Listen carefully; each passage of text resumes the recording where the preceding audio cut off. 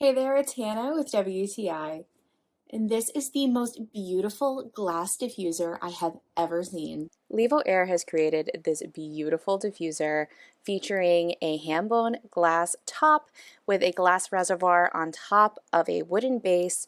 It holds so much water and it lasts for such a long time.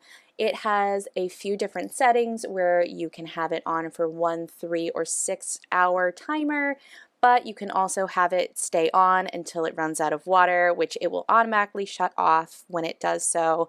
I think this is so beautiful. I love it as a statement piece in my library, and it is super easy to use. You just add water, add your essential oils, and you're good to go.